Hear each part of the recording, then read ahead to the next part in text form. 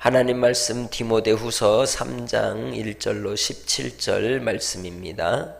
너는 이것을 알라. 말세에 고통하는 때가 이르러 사람들이 자기를 사랑하며 돈을 사랑하며 자랑하며 교만하며 비방하며 부모를 거역하며 감사하지 아니하며 거룩하지 아니하며 무정하며 원통함을 풀지 아니하며 모함하며 절제하지 못하며 사나우며 선한 것을 좋아하지 아니하며 배신하며 조급하며 자만하며 쾌락을 사랑하기를 하나님 사랑하는 것보다 더하며 경건의 모양은 있으나 경건의 능력은 부인하니 이 같은 자들에게서 네가 돌아서라.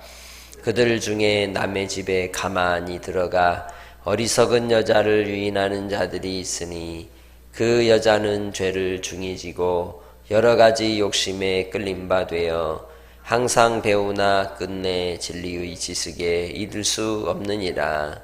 얀네와 얀브레가 모세를 대적한 것 같이 그들도 진리를 대적하니 이 사람들은 그 마음이 부패한 자요 믿음에 관하여는 버림을 받은 자들이라. 그러나 그들이 더 나아가지 못할 것은 저 두 사람이 된 것과 같이 그들의 어리석음이 드러날 것임이라. 나의 교훈과 행실과 의향과 믿음과 오래 참음과 사랑과 인내와 박해를 받음은 고난과 또한 안디옥과 이고니온과 루스드라에서 당한 일과 어떠한 박해를 받은 것을 내가 과연 보고 알았거니와 주께서 이 모든 것 가운데서 나를 건지셨느니라. 무릇 그리스도 예수 안에서 경건하게 살고자 하는 자는 박해를 받으리라. 악한 사람들과 속이는 자들은 더욱 악하여져서 속이기도 하고 속기도 하나니 그러나 너는 배우고 확신한 일에 거하라. 너는 내가 누구에게서 배운 것을 알며 또 어려서부터 성경을 알았나니 성경은 능히 너로 하여금 그리스도 예수 안에 있는 믿음으로 말미암아 구원에 이르는 지혜가 있게 하느니라. 모든 성경은 하나님의 감동으로 된 것으로 교훈과 책망과 바르게 함과 의로 교육하기에 유익하니 이는 하나님의 사람으로 온전하게 하며 모든 선한 일을 행할 능력을 갖추게 하려 함이라. 아멘. 바울 사도가 로마 감옥에서 생의 마지막을 보내는 가운데 디모데에게 보낸 이 편지 서신을 통해서 그는 복음을 위해서 오직 그의 일생의 남은 삶을 열심히 경주하였음을 이야기하고 디모데에게 경계할 것과 또 힘써야 될 것을 가르쳐주고 있습니다. 그것은 진리의 지식에 관한 것입니다. 성경에 관한 것이죠. 구원에 이르는 지혜에 관한 것입니다. 곧 예수 믿는 믿음에 관한 것입니다. 우리가 믿는 그 믿음은 계시의 말씀을 따라서 근거한 것입니다.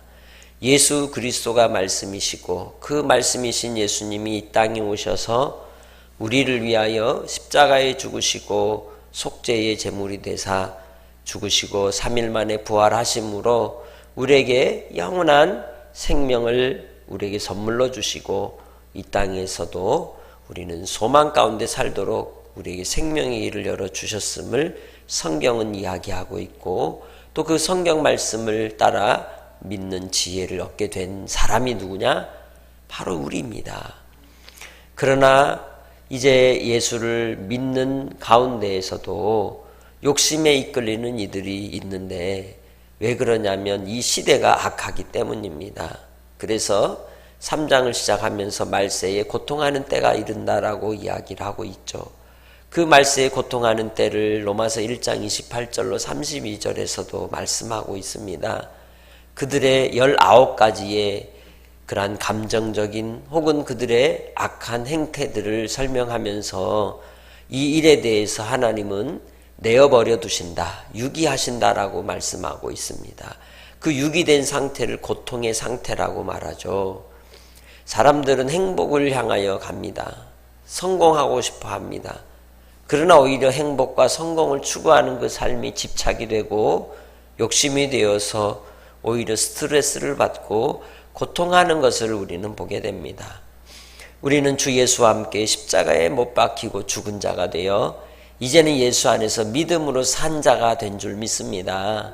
내 안에 예수가 살고 예수로 믿고 예수 안에 살아가는 인생의 삶은 이제는 우리의 집착을 내려놓고 주 하나님만을 바라보는 삶이 되기를 주의 이름으로 축복합니다. 예레미야 선지자는 이스라엘에 대한 하나님의 심판을 이야기할 때 칼과 기근과 전염병이 임하여 하나님께서 그들을 심판하실 것이다 라고 말하였습니다. 오늘날 우리 시대의 인생의 고통은 어디에서 올까요?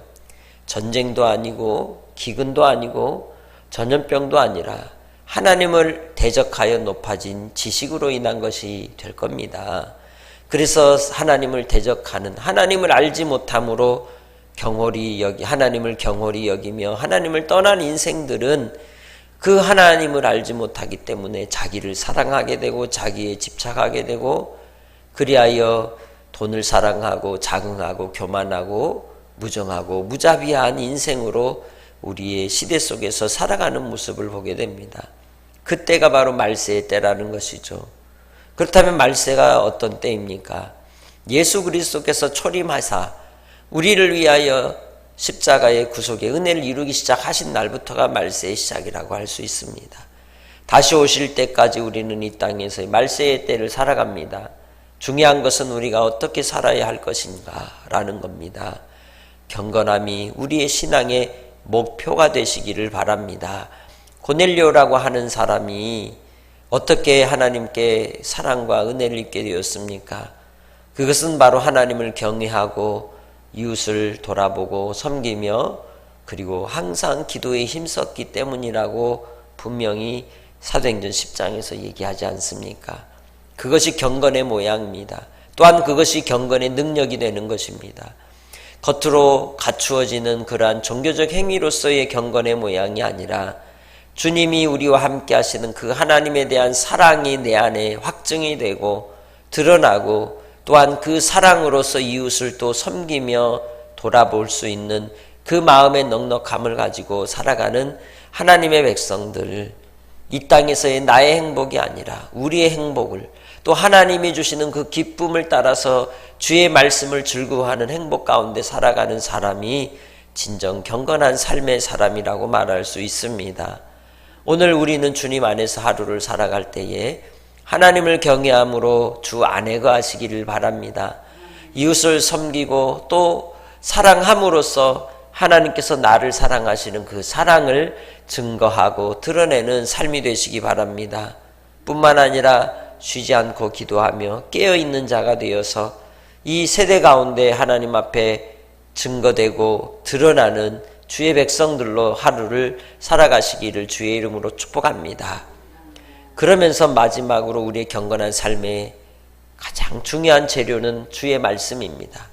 그 말씀은 오늘 16절로 17절에 말씀하듯이 성령의 감동하심으로 기록되어 있으며 이 말씀은 나를 구원하시는 능력이요 하나님의 사람으로 온전케 되어서 섬기는 일에 선한 일에 쓰임받기에 합당한 자로 나를 세우는 귀한 하나님의 은혜의 도구인 줄 믿습니다. 오늘 하루를 살아갈 때도 주 안에서 기뻐하시기 바랍니다. 내 세상의 유익이 아니라 이 세상 속에서의 행복을 추구하는 것이 아니라 하나님 안에서 내가 발견되어지고 내가 주 안에 거함으로 누리는 그 기쁨과 평강으로 주님 안에서 기쁨으로 한 날도 감사함으로 살아가시기를 주님의 이름으로 축복합니다. 그럴 때에 내가 더 주님께 가까이 나아가는 자가 되고 주님 안에서 더 성숙해져 가는 자가 되고 주님 안에서 발견되어지는 은혜를 누리게 될 줄로 믿습니다. 그렇다면 오늘 하루도 주 안에서 하나님을 경외하시기 바랍니다. 이웃을 사랑하시기 바랍니다. 그리고 틈틈이 하나님께 기도하며 감사하여 하나님 앞에 온전함으로 세움을 입는 복된 성도들로 살아가시기를 주의 이름으로 축복합니다. 하나님 아버지, 고통하는 때를 살아가는 성도들의 또한 그 아픔과 눈물을 주님 기억하사 우리의 심령 가운데 성령의 충만함을 허락하시고 이 고통의 때에도 하나님이 주신 위로를 따라 이기게 하시고 승리케 하시고 하나님의 사람으로 온전함을 이룰 수 있는 경건의 능력을 부어 주옵소서.